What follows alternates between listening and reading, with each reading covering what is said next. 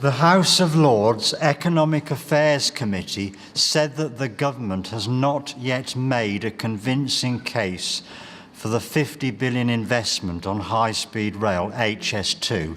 Does the panel agree?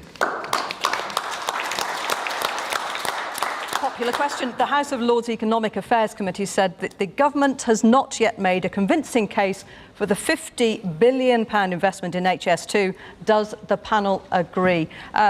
Suzanne Evans, we know that HS2 separates you from a lot of the other major parties. I completely agree, absolutely. And it's not just the House of Lords Committee.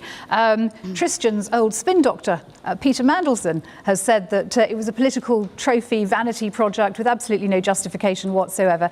This was at a vote, another vote grab, if you like. There's no case for it. It's going to benefit a handful of commuters. The rest of us probably won't use it, and if we do, we have to shell out a huge amount of money to use it, just to knock 20 minutes off a journey. That money would be much better spent on the existing infrastructure and making it better. And the capital costs, we will say, by not going ahead, are £4 billion every year. And I'd prefer to see that money spent on the NHS, on social care, and actually investing in what the people of Britain really need. And just to be clear on the report which the question referred to, it's from the House of Lords Economic Committee. It said the government set two main objectives for HS2, increasing capacity on the railway and rebalancing the economy, but the report concludes that it fails to make a convincing case for either. Sajid Javid.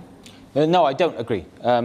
This is a capacity issue. We haven't built a major rail line north of London for over a century.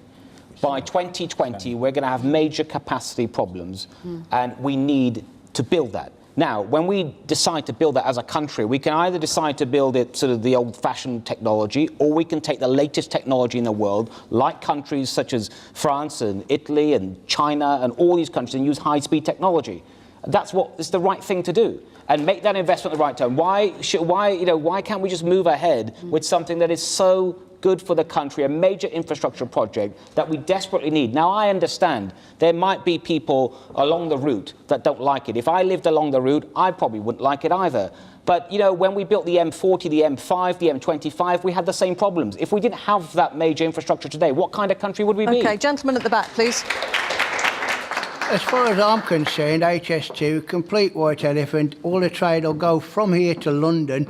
What about the Black Country? What about the Metro? We just had the Tweedledee, Tweedledum policies in the Black Country, Labour, Conservative. We want the Metro, not HS2. We want something for us, not for you lot. Absolutely. Yes, we should take notice of it, and we should scrap HS2, and we should use that money to build the infrastructure for the rest of the country. There are already transport corridors where rail can be increased. We could have double-decker trains, and we're not actually talking about anything like the latest technology anyway, because the latest technology is monorails with the trains floating at 600 kilometres an hour, which is pointless in a country of our size. We're nowhere near as big as France. We're nowhere near as big as the rest of Europe. We need high-speed rail, but we don't need HS2. The dreadful thing it will do for our wildlife is just a start, let alone what it's going to do to people.